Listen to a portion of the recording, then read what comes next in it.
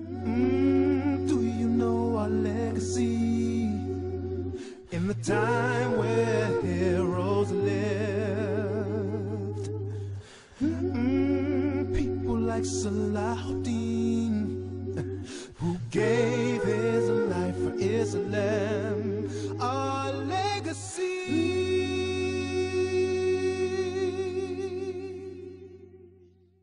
Assalamu alaikum wa rahmatullahi wa barakatuh. All praise belongs to Allah, and may His peace and blessings be upon His Prophet Muhammad sallallahu alaihi wasallam. We welcome you, dear viewers, to another episode where we're looking at the history of Islam. Now today we're going to be looking at a point in history that's not very well known. We're going to be looking at the history of what eventually became called the Barbary Coast. Now even the name itself, the Barbary Coast, that might not sound too familiar. That's not a point in history that's, very well known and heard of. What the Barbary Coast? The Barbary Coast, we're going to find out, inshallah. Okay, I'm going to give you the setting. We've spoken about the fall of Al-Andalus. We've talked about the fall of Andalus after 800 years. Spain and Portugal, the Iberian Peninsula. After 800 years, you had the fall of Granada. The Muslims were defeated. Now, a lot of people know the history of Islam in, Andalus up until here. And then you ask yourself, after those 800 years, what did the Muslims do? We know some of them stayed. Then you had the Inquisition. Some of them were forced to leave. Some of them, lost their Islam, or they, had to pretend that they were Christians. Now, this is the situation. But the majority of the Muslims went back to North Africa. Now, this is where we're going to continue from. Because after 800 years, if you've been in a place for 8 years and you're kicked out, you're going to want to go back home. 8 years, it's your home. Imagine 800 years. No doubt you're going to say, this is our land and we want this land back. And we know Islamically, as we talked about in the episode about Al-Andalus, the Sharia requires, once a land has been a land of Islam, it must remain a land of Islam. So even the Ummah today, we have the requirement, to bring Islam back to Andalus.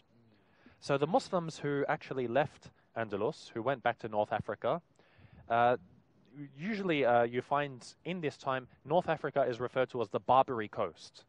Now the word Barbar, it comes from the word Berber. You remember in Andalus we're talking about the native Muslims, or the natives of North Africa, they're called the Berbers. Not Bedouins, the Berber. And they're the native North Africans. Then the Arabs came and they started to mix. So what language is that? They speak Berber. The Berbers speak Berber. It's close to Arabic, and it's from the same family, from the white family of Semitic language, or from Afro-Asiatic language, like it's Somali. An Afro-Asiatic language. It does share a lot in common with Arabic, but you'll find, the further you get away, you're getting towards Tuareg, for example. This is very, very different. Tifanag, they call it. It's very different to Arabic, but there are some similarities. So the Muslims, they got kicked out from North Africa. They were driven out of Al-Andalus, and they went back to North Africa. So they went to what was called later the Barbary and Coast. Also the descendants of Spaniards who remained in Islam. So yes. some Spanish also set in the new home for them. Yes, indeed. Now, it's important to note that the Barbary Coast is what the non-Muslims called it.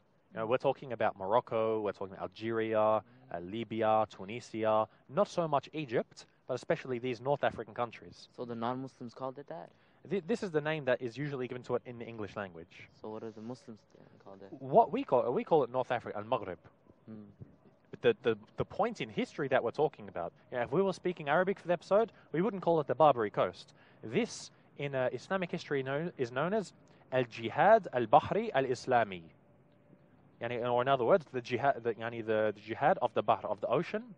So we're talking about the navies fighting now. The naval jihads of Islam. And this happened after the fall of Andalus. But remember, Andalus fell in 1492. This is the fall of Andalus. So after this, you've got the Muslims gone back to North Africa, and they've continued their jihad. They regroup, they united again. They regrouped, they united, and they wanted to reconquer Andalus. This was their intention. But we know the Muslims at that time, after all of these dynasties, the Muwahidun, the Murabitun, North Africa was a little bit weakened. So we've got a new player coming in, and this is the Ottoman Empire. The Ottoman Empire at this point, they're becoming, the most powerful part of the Muslim world. This is 800 years after Al-Andalus' fall. No, this is you had Andalus, which I mean, lasted 800 years. Yeah, so after Al-Andalus fell. Right after the fall of Andalus. And now the Ottoman Empire is very powerful. The Ottoman Empire is the new power. They were the flag bearers of Islam for a long time. May Allah reward them. Are the Ottomans the ones who came up with the whole navy thing? The Ottomans had a very, very good navy. And this is what we're going to see, how the Ottomans got involved. So we see that the Europeans, they referred to them as the Ottoman pirates. You see this word pirate. When I say pirate, it's something negative. A pirate, if for example, you say a warrior, then you got a pirate. I mean, a warrior is someone noble. You've got to call it. A pirate is just like someone. Cheater. And you've heard about the Somali pirates. Yeah. They've got these freeload. They just take things that are not theirs. Burglars, criminals, like swindlers, stuff like that. This is a name that you use to degrade someone. Someone's not a warrior. He's a pirate. He's not a traditional soldier. He's a mercenary. Something like this. And you're trying to degrade them. As we know as Muslims, these are mujahideen. This is the Ottoman Empire. We don't call them Ottoman pirates. We call them Ottoman mujahideen. Or they call them the Barbary corsairs. Barbary meaning Berber. Corsair is a fancy word for pirate. It's a step above pirate, but it's still a pirate. Like a French word or something like that. It's got French origin. French makes it sound a little bit nicer. But European countries call us pirate. They called the Berbers, living in Morocco, Libya, Tunisia, they call them the Berbers, the Barbary corsairs. So if you ever hear this word, you know what they're talking about. They do anything to make us look bad, Unfortunately. They're always trying. Yeah, you're not a freedom fighter, you're a terrorist. Something along this these is lines. in our time. You see, for every time they have a name. And sometimes we are Turks, sometimes we are Berbers, sometimes we are but terrorists. This is like this is just politics. evolution of the name. For Indeed. us. So we saw you had the Ottoman Navy, the Ottoman army. They started to conquer most of North Africa. Because as we said, after the fall of the Muwahhidun, one of the last dynasties who was ruling in Andalus, North Africa started to fall apart. So the Ottoman Empire, they were invited by the Muslims, because they were their main power at the time. So they invited the Ottomans, basically saying, help us to unite. So North Africa came under the control of the Ottomans. Even though the Ottomans, they didn't have a complete power, there was a level of autonomy. Most of the North African states still ran their own affairs, but they had the Ottomans there to protect them. So this is the situation at this time. So what had happened is they wanted to reconquer Andalus and Sicily. As we did an episode on Islam in Italy, we had Sicily, and of course we did an episode on Andalus. So these are two lands the Muslims are required to reconquer. In this time, Muslims was strong and united. They weren't very strong, and they weren't that united. This is the problem. If they were completely strong and united, Andalus would not have fallen. But now that you've got a new player coming in, the Ottoman Empire, so the Ottomans are going to change the way that things go about. So like the initial raids, remember when we talked about the first, raids into Andalus? How the Muslims, sort of scouted the situation. They'd go and they'd attack, they'd leave. And we saw this happen, in Sicily for many hundreds of years. From the time of Othman until the conquest of Palermo and Sicily, you had raids. They would go in, they would attack, and they couldn't hold the place, so they would leave. Yes, it is especially connected with the Ottomans. They conquered all the parts of, for example, Greece, Albania, Bosnia, by this, not in 1 year, but the steady. Slowly. You step weaken by the enemy. You get to scout the situation. So these raids were taking place. The Ottoman Navy was heading these. Do it wisely. They were what, sorry? Do it wisely. Yeah, very wise. It's a good military tactic. And so what they were doing is they were doing these raids like those initial raids on Al-Andalus and Sicily. So Ottomans were fighting the whole Europe, or just Andalus, where they... It started with Andalus. It started with Andalus and Sicily. But and then they fight, I guess, Greek, maybe Italian. They did include, they did go on to Greece. This is what we're going to look at in a moment, inshallah. So what happened was they raid all over the Mediterranean. The Mediterranean basin, you've got Andalus, you've got Sicily, you've got Greece. These are the three main places they were attacking initially. Now, later on, they did actually spread all over Europe. We'll go into details about this. They went into Scandinavia. And some of the raids of the Ottomans were actually even done in South America. So it wasn't just the Mediterranean. The Ottoman Navy continued some of these raids, attacking the Spanish and the Portuguese, even in South America. This showed the extent and the power of the Ottoman Navy. Very, very vast. Yes, they reach sometimes they reach to Malaysia, so they will, because in that time the Ottoman Navy was the most powerful navy in the world. Yeah, and we saw that stretch that they had. So now the fight back for Andalus has begun. 800 years, this 800-year legacy, it hasn't finished yet. The Muslims hasn't forgotten about it. The fight for Andalus is continuing. The fight for Sicily is continuing. The fight for conquest of the Mediterranean. They really don't talk about that much. The 800 thing. This is it's forgotten for a large part, and this is what we want to look at today, inshallah. So we see after the period of the Reconquista, the Spanish are reconsolidating their power in Spain, Al-Andalus. The Ottomans have now joined with the North Africans, and they're controlling the northern coasts of Africa, and they're led by a man. His name was Kamal Reis.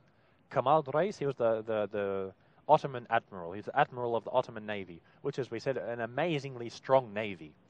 They really added a new power to the force of the Muslims in the Middle East. And what the Pope do against all this?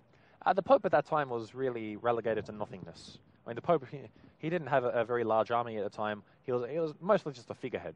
The real powers were in the nations, like Spain and France. This was the 6th century, it was the time of Reformation and the Counter-Reformation. So in the time, he had the other problems. He had bigger things to worry about.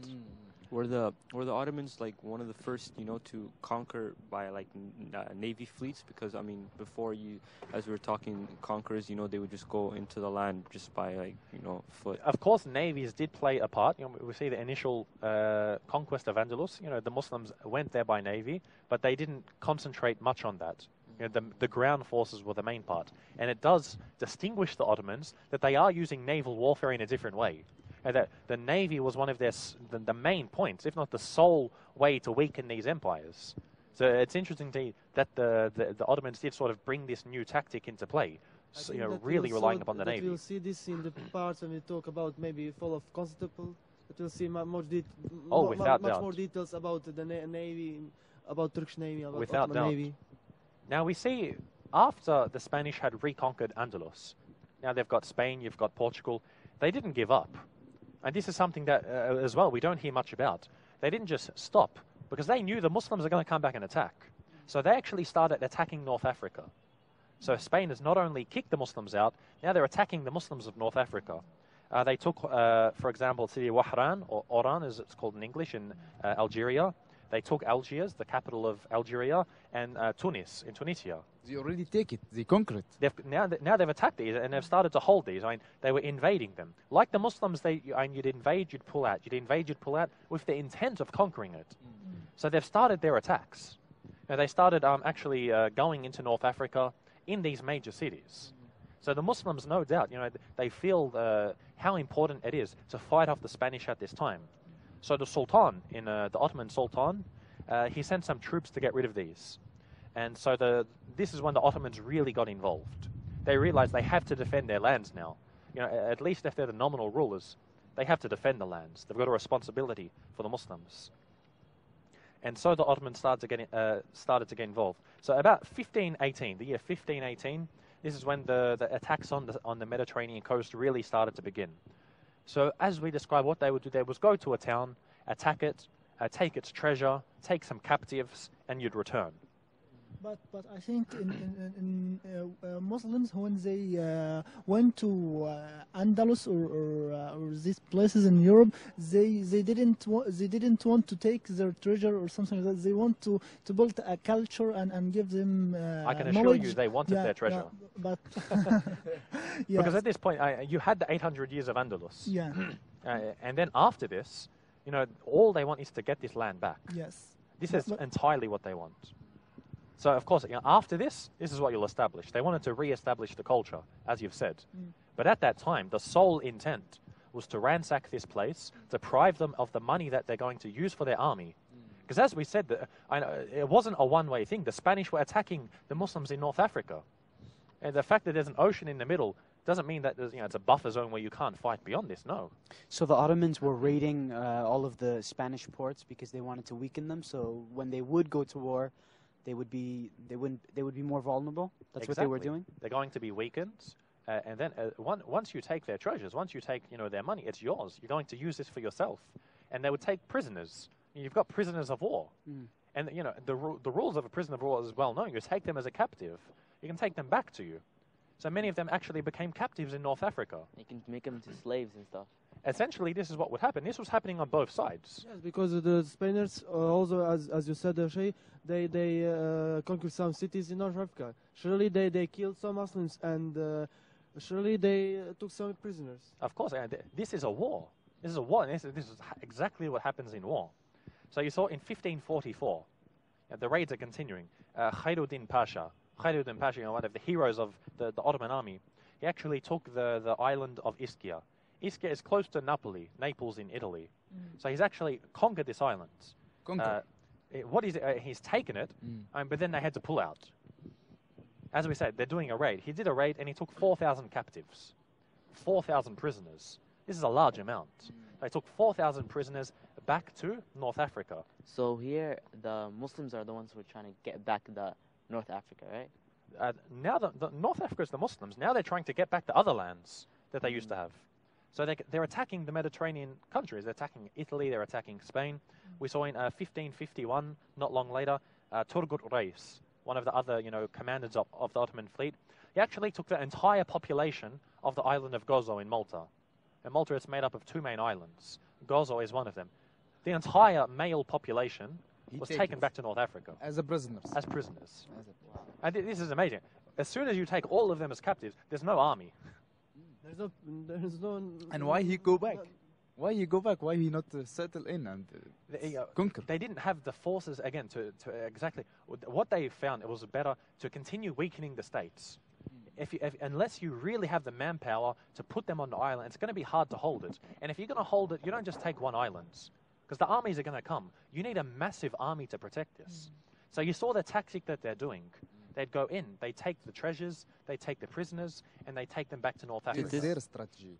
This is the strategy they're using. Yeah, and that's why when they come and take a land or a city from Africa, it's not easy to keep it for a long time. It's as you said, it needs a very big army to protect it. The Ottomans were not only fighting in Andalus in North Africa. They were fighting in Balkan, in Iran, in Yemen, even like, as I said, in South America. So it is a wide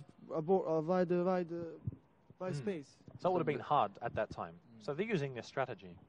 We saw, for example, southern Italy was hit. Corsica, an island that belongs to France, it was hit. Minorca in Spain, they hit it. From Minorca, they took 3,000 captives, and they took them back to Istanbul. Did this method of taking the prisoners, did it add to their manpower, with the prisoners? Of course, it added to their manpower. Okay. As we see later, many of these captives embraced Islam. They not trade them with the other.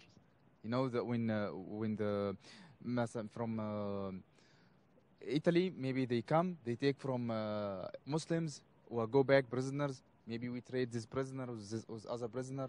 Not necessarily. Not necessarily. This didn't happen very often. So that's why in this day that the Muslims, they have different backgrounds. So this is actually one of the points that we're definitely going to get to, seeing how these captives really changed the demographic of North Africa. I think that Khairud Barbarossa, he was a slave. I think that he wasn't Muslim. I think that he's converted to Islam. I'm not sure that he was a slave, but I'm... Khairuddin Pasha or Barbarossa? Khairuddin Barbarossa. To be honest, I'm not sure. Barbarossa, it's Italian for red beard. So it could have been that he was, a European. I'm sure that he's converted, but I'm not sure maybe that is he was a slave or a free man. Allahu A'lam. This is but something as we we know take a look that at. when slave embraced Islam, he became free. Yeah, he became one of the great commanders of the Ottoman fleet. This is one of the differences you see. When the people would actually embrace Islam, we're going to look at this in a little bit more detail, is they'd move up in the ranks. When we looked at the episode about Dracula, for example, the brother of Dracula, Radu the Handsome, he actually became a general of the Ottoman army. Now this is someone who was a Romanian Muslim. His brother was Dracula, this enemy of Islam. But through this, he was actually promoted to a general. And he was, in charge of the army that actually, fought and actually eventually killed Dracula. So you see how easy it was in the Ottoman Empire to move up.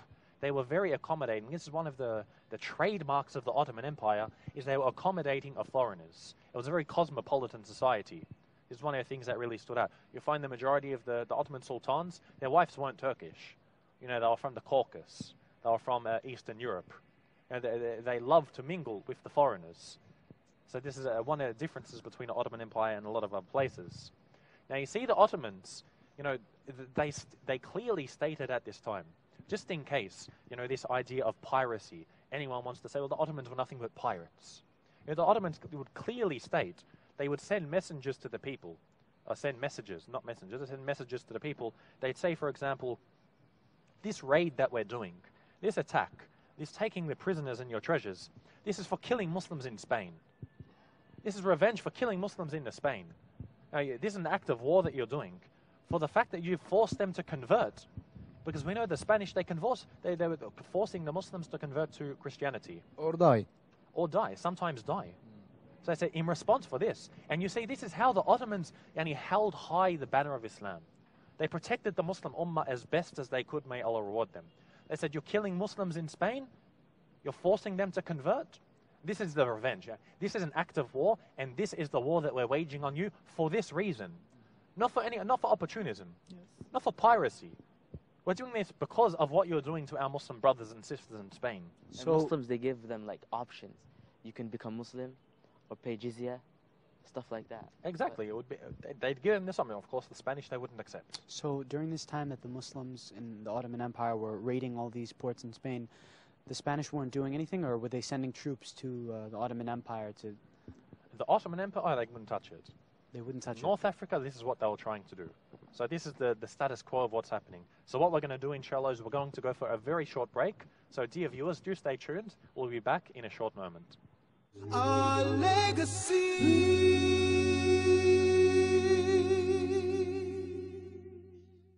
Our legacy.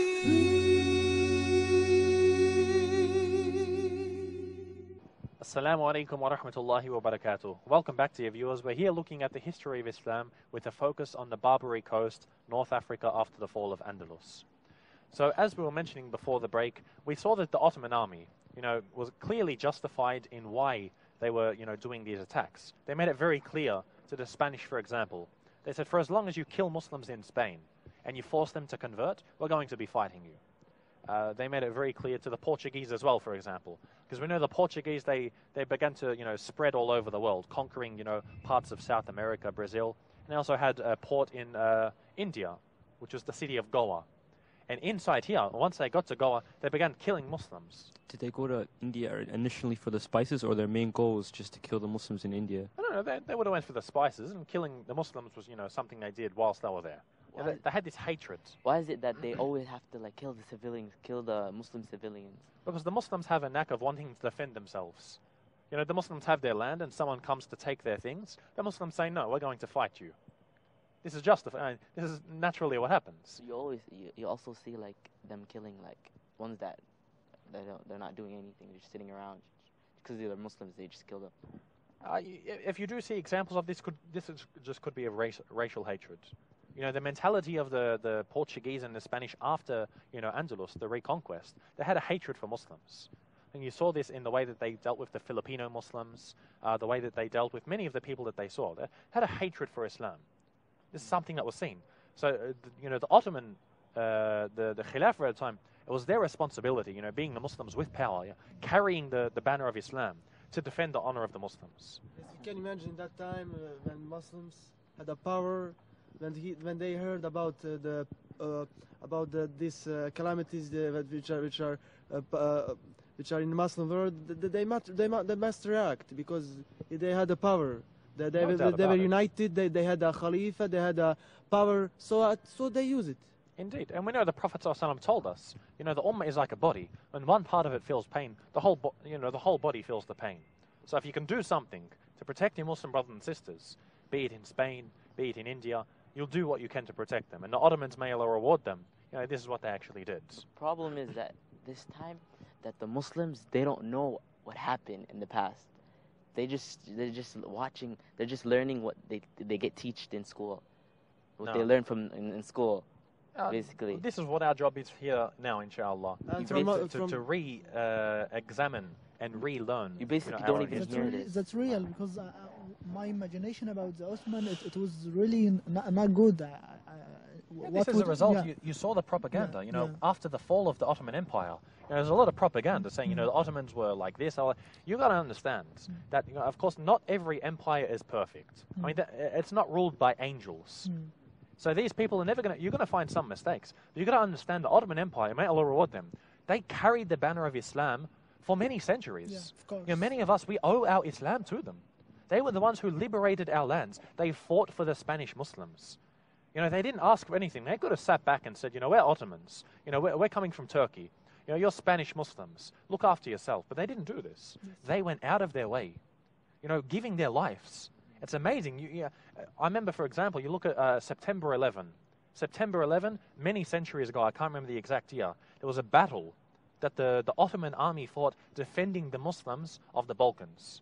Defending Bosnia, Albania, Kosovo, this area. It actually took place in Kosovo.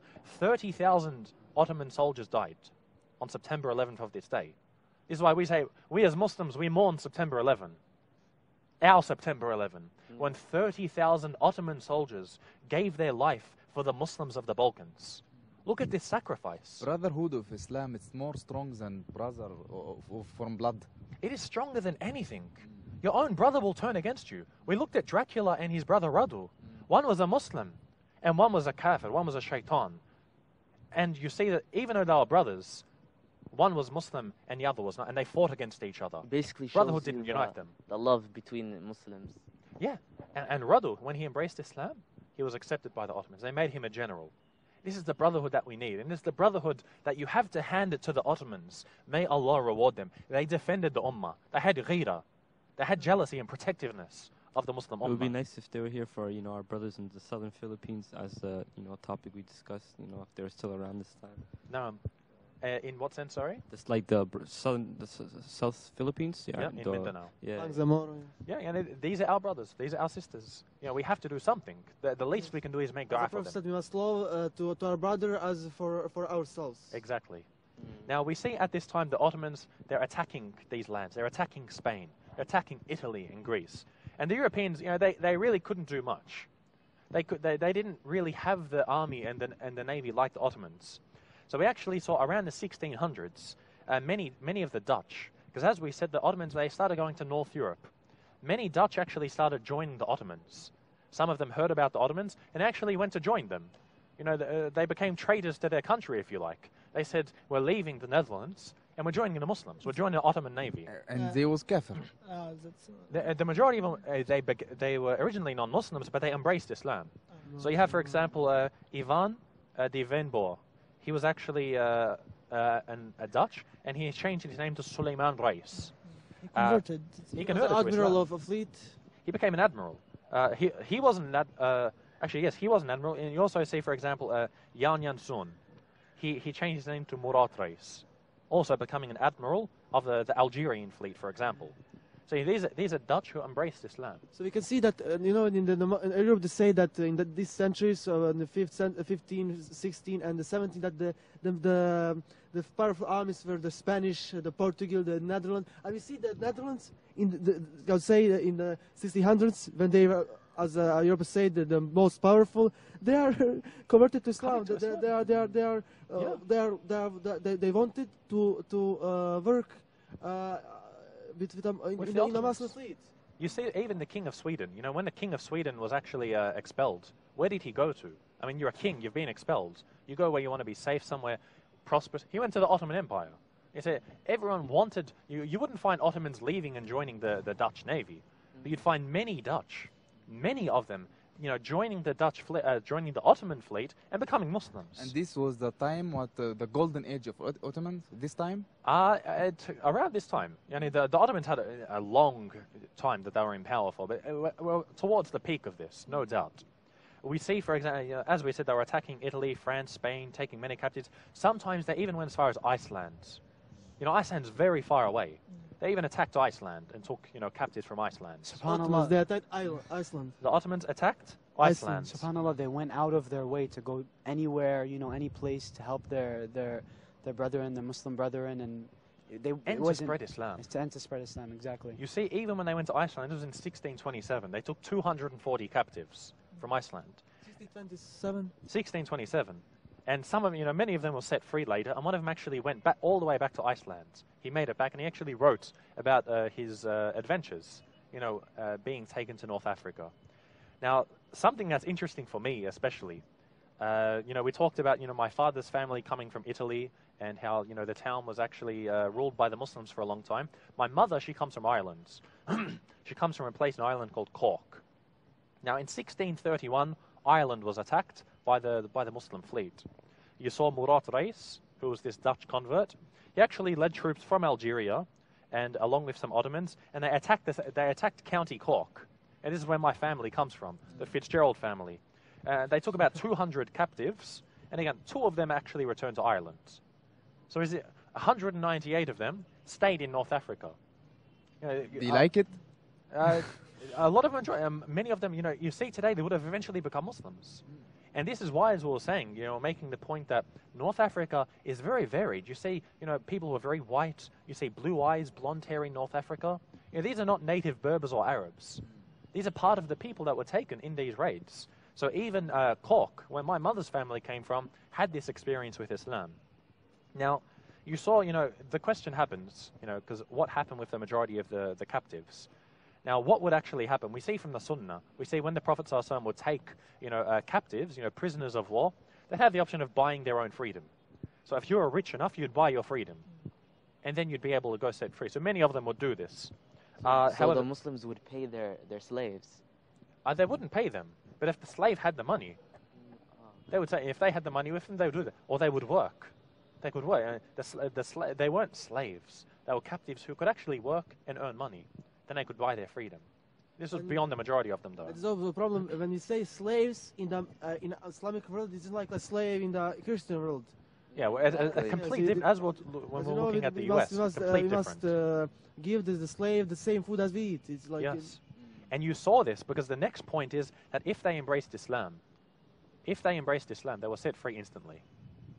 Always. Because when you hear some people, when they hear like Islam, and they take slaves and all this, they look back at like the black slavery and they look at all that stuff, but like on the contrary, the Muslims. Completely to the contrary. You see, when these are prisoners of war, they're not necessarily slaves. They're prisoners of war, and even then they're treated with respect. We see the Prophet ﷺ, he would make sure that the captive, the prisoner of war, were kept in the masjids. They were given the best of foods, so that they will embrace Islam.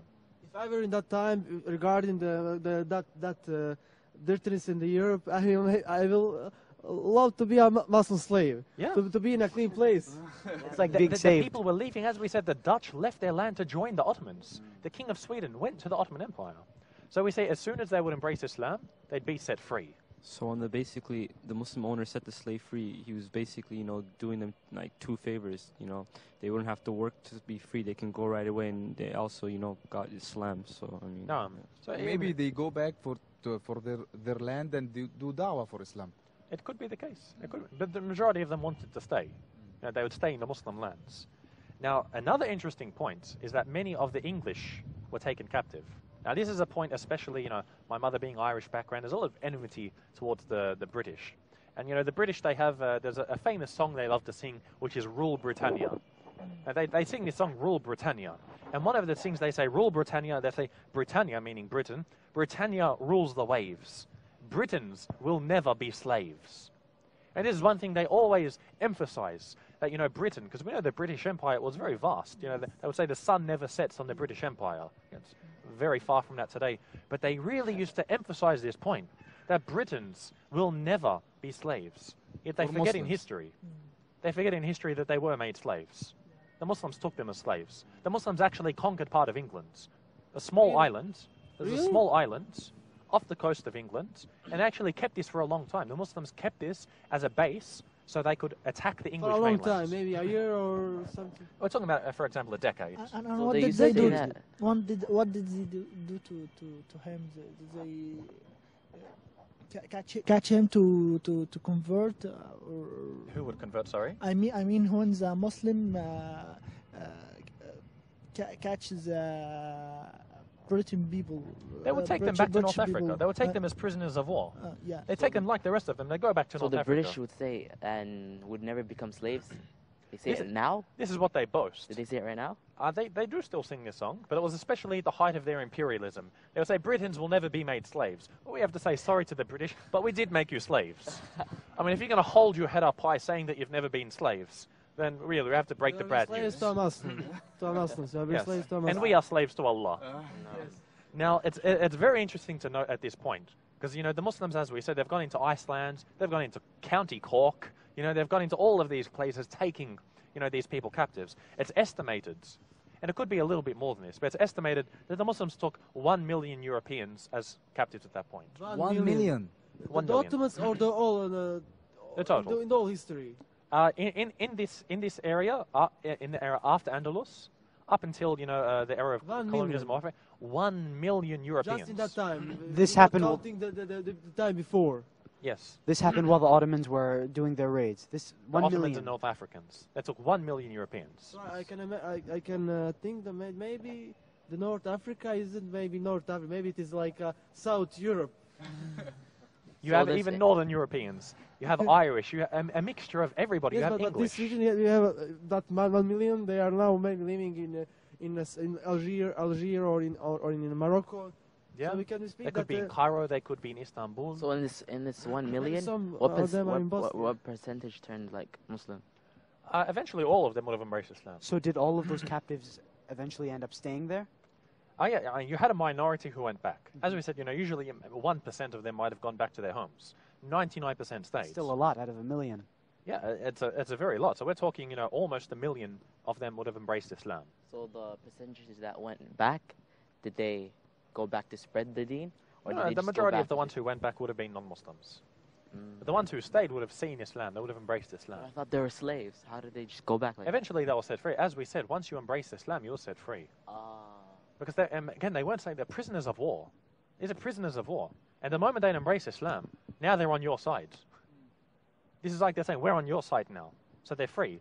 And as we said, many of them would actually join the Navy. You know, there were, for example, there was a British person. I forget his exact name. I think it was Jack something. You know, he eventually became a Muslim, and he became an admiral. You know, you see how quickly they worked up their way within the Ottoman army They must and the have Ottoman gained a Navy. lot of manpower just by taking these captives, and when they eventually became Muslims, this added to their manpower. Yeah, and you even had then, especially many English, they became traitors to their country. They didn't embrace Islam. Like there was one Englishman, he lived in Cairo. He lived in North Africa, in Egypt, and this was his base. You know, he had his own palace because he was such a successful pirate, as they called him. And you can call him a pirate because he wasn't there for war. He was just there, you know, he was an opportunist. He set himself up in North Africa, and he became very successful. He never embraced Islam. Maybe his descendants did. But you saw many people wanted to join the Ottomans. You can imagine in this time the Christian has a palace in a Muslim town. And for example, in the Andalus, they destroy all castles or palace of Muslims. They respected the freedom of religion. There's something amazing to know. Even in this time of war, they respected them. They said, if you're going to help us, no problem. Now, you can see at this time, obviously, if someone's going to be leaving their own country to join the Ottoman Navy, to join the Ottoman army, you see that there is a sense of disunity amongst the Christians. You know, one of the main points we made in the previous episodes was when a people are disunited, it's going to be easy to be conquered. We saw this with the Muslims. We saw this also with the Christians. So what would actually happen is the Europeans, they become very disunited, and they had different opinions on how to stop the Muslims attacking. You know, some of them would say we should, you know, join forces and attack them. You know, we should do raids. We should try to conquer the land. They weren't too sure what they'd want to do. And in the end, they'd actually end up capitulating to the Muslims. And like the French, for example, they'd say to the Muslims, look, we'll pay you. We'll pay you to leave us alone, but we want you to attack the Spanish. The French. The French, like the French, for example, did this. The French would say, we will pay you to not attack us. Like we're paying you the jizya. So leave us alone, but attack the Spanish. So what did the Ottoman Empire say to that? The Ottoman Empire, they took advantage of this. They took, you know, advantage of this unity. So this is the point that we're at now.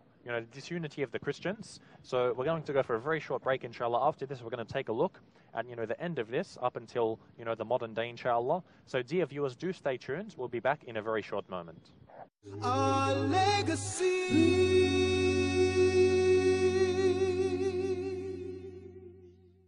Our legacy.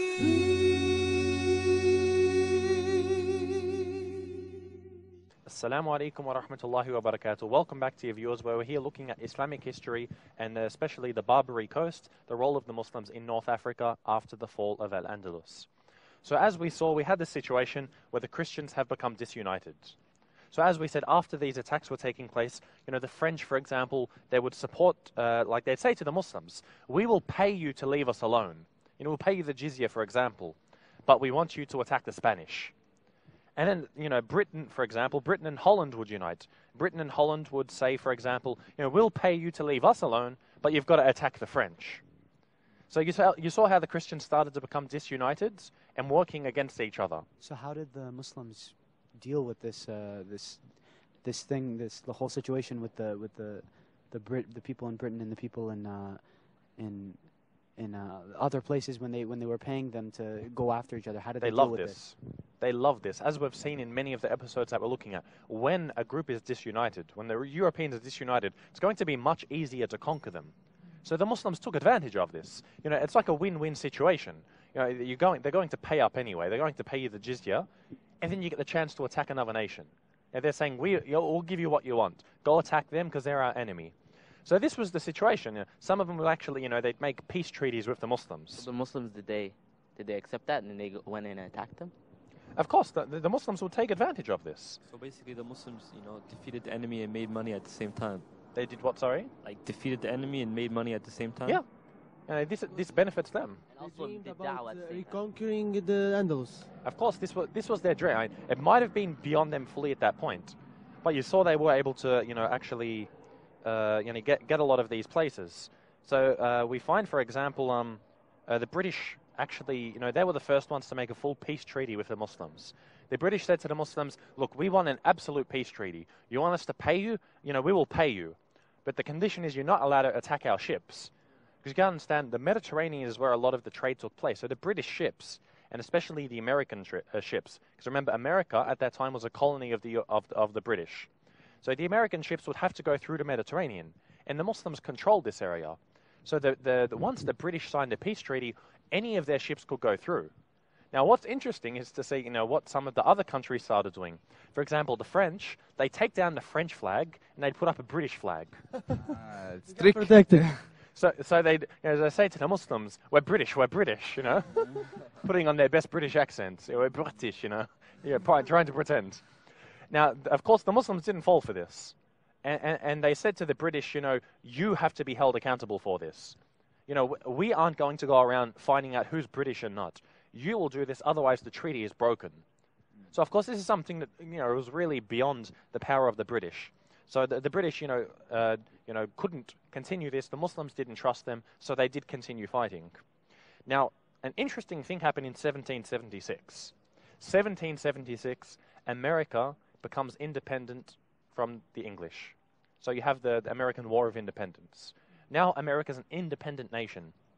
Now, normally when a country becomes independent, some countries will recognize it and some countries won't. When did they get this name, America? America was named after an Italian explorer, Amerigo Vespuccio. So the name America was taken from his name. Why? Allahu A'lam. I don't know why you'd want to name your country after this man. There's nothing amazing about him. He wasn't American, but this is where the name came from. He was like the first European to say, "This is America. This isn't India." And so this is like a normal thing. Now the normal child can say this. No. Originally, it was going to be called Colombia, named after Christopher Columbus. This would have made a little bit more sense. But nonetheless, this is where they got their name from. So 1776, the USA becomes independent. The first country to recognize the USA in their independence was Morocco. Why?